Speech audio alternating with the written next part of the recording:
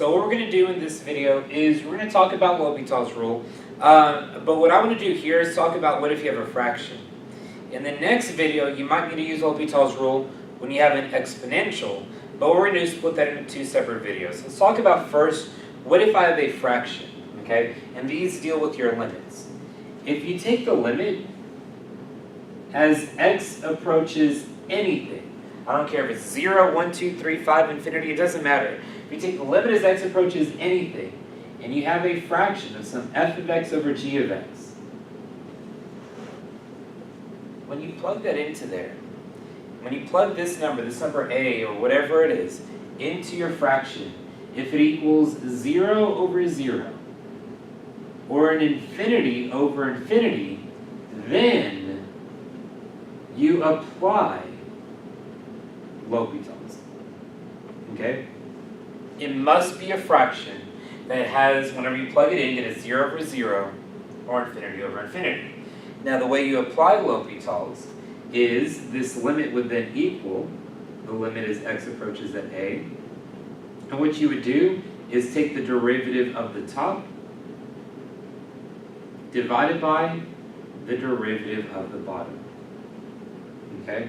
And then from there, you just keep on going until you either output a number or infinity or whatever it may be, whenever you don't get 0 over 0 or infinity over infinity again. Okay, so you take the derivative of the top, divided by the derivative of the bottom separately. You're not doing a quotient rule. Okay, so let's actually put that into practice. Let's take a look at the example we have here.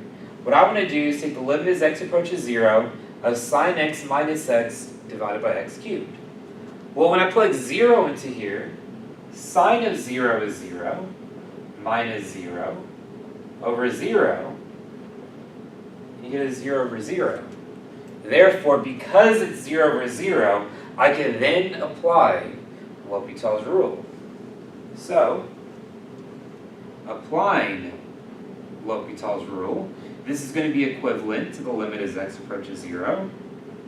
Now you take the derivative of the top, which is cosine of x minus 1, divided by the derivative of the bottom, 3x squared. So now let's plug 0 into there. When I plug 0 into here, cosine of 0 is 1, minus 1, divided by 0. Well, 1 minus 1 is 0. So I get a 0 over 0 again. And so you get a 0 over 0 again, you apply L'Hopital's again. So let's go ahead and again apply L'Hopital's. So what we're going to do is this is going to become equivalent to the limit as x approaches 0. I then take the derivative of the top, the derivative of cosine is negative sine x, divided by the derivative of the bottom, which is 6x. And now let's plug 0 into there. Alright, so I plug 0 into sine, and I get 0. Divided by, I plug 0 into the bottom, but I get 0 again. So, we apply L'Hopital's again. Alright, let's do it. You just keep on doing it until you finally output something that is not 0 over 0 or infinity over infinity.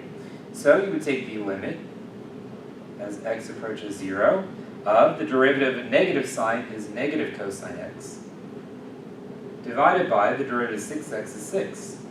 And when I plug 0 into here, cosine of 0 is 1, so I get negative 1 over 6. So you just keep on applying it until you don't get 0 over 0 or infinity over infinity.